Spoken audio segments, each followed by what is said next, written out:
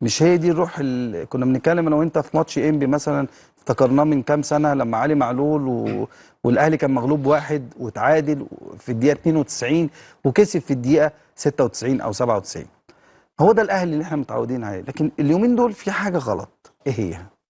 طيب خلينا نتكلم بس هل الكلام ده ما حصلش قبل كده في الاهلي ذاته؟ مم. حصل كبدايات، ما كانش كروح بقى، كبدايات ونتائج مش موفقه، يعني في 96 97 مثلا، في 2018 2019 هم اكثر من ذلك يعني. فحصل اللي انا شايفه ان ده وقت ممكن يبقى محتاج لمه اكتر.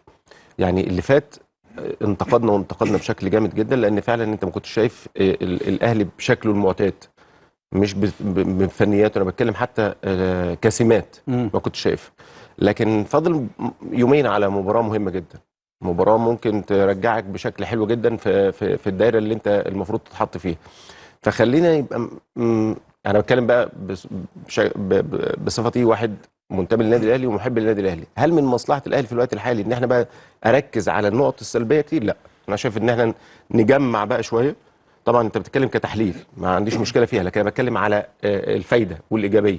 لازم نجمع شويه بقى دلوقتي الفرقه والاشخاص اللي موجوده واللعيبه اللي موجوده عشان تعدي سيراميكا. طيب. لو عديت سيراميكا يبقى انت بتتكلم على بدايه حلوه. طيب فشايف ان اللي يعني، جاي لم اكتر. يعني إيه الكلام ده؟ يعني كلام يعني لم زي ما انت بتقول. مظبوط.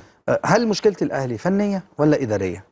لا، مشكله الاهلي في اللعيبه نفسها في الوقت الحالي. لازم تبقى عارفه المعنى الحقيقي للنادي نفسه، السمات الحقيقيه للنادي طب ما نفسه. انا كل قلت اللعيبه لك دي خدت انا قلت بطولات لك انا وعارفه قلت لك المعنى انا قلت لك مره، قلت لك مهم قوي ان انا بعمل فرقه اطلع بالحاجه بتاعتي، بالسمات بتاعتي اللي بتميزني، اللي جاي عندي ياخدها. مم. مش هناخد من اللي جاي، مم. اللي جاي ياخد مني انا، من سمات انا، من شخصيتي انا. تمام؟ اللي هي ايه؟ اللي هي الجماعيه دايما، مم. قلبك على قلب زميلك، الفرقه كلها واحد، مفيش غريب وسطينا، كلنا بندافع عن بعض. يعني لما حد بيترقص مم. مش بيحصل له حاجه مثلا من خصم او منافس، اكنه حصل ليك انت شخصيا. فهي دي الروح اللي بتجيب بطوله. طيب، مشكله الاهلي فنيا ولا اداريا؟ هي لحد دلوقتي، ايوه. لحد الان، ايوه. انت ممكن يبقى فيها رجعه حلوه قوي، ما فيهاش مشكله، وبيبقى زي مواسم عدت. يعني هل هي طبيعيه؟ ممكن تحصل. هي مش طبيعيه قوي، لكن ممكن تحصل، ممكن تحصل. طيب. ايه اللي بيحصل دلوقتي؟ اه. اللي بيحصل لحد الان ان مفيش حد في حالته.